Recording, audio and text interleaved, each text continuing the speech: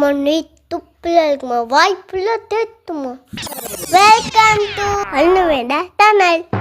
ரொம்ப நாளாகவே நானும் பார்த்துக்கினே இருக்கேன். பால் காய்ச்சினதுக்கப்புறம் பாலாடையே வரமாட்டேங்குது.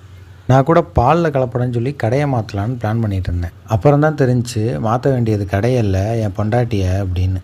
ஏன்னா அவள் தான் ஆடையெல்லாம் திருடி திருடி ஒழிச்சு வச்சுட்டு இருந்தா. நானும் ஆடை எதுக்கடி எடுத்து வச்சுட்ருக்க அப்படின்னு கேட்டால் வழக்கம் போல் நம்மளை மதிக்கலை. 2 மாதம் கழித்து திருடி வச்ச ஆடை எல்லாத்தையும் எடுத்து மிக்சியில் போட்டு உருண்டையாக உருட்டி எடுத்தாங்க. நானும் என்னடி அசுரன் படத்தில் வர மாதிரி உருண்டை உருட்டி வைக்கிற அப்படின்னு கேட்டேன். வெண்ணெய் அப்படின்னு சொல்லிட்டா. நம்மளை திட்டாளோன்னு பார்த்தா உண்மையாலே வெண்ணெய் தான் செஞ்சுருக்கா. அந்த வெண்ணெயை உருக்கி நெய் அப்படின்னு சொல்லிட்டா. நெய் செய்கிறதுக்கு இது ஒரு வழியா இல்லை இது மட்டும்தான் வழியான்றதை கமெண்ட்டில் சொல்லுங்கள். ஏன்னா இந்த மெத்தடை ஃபாலோ பண்ணி தான் கம்பெனிக்காரங்கள்லாம் நெய் எடுப்பாங்களான்றது எனக்கு தெரியலை.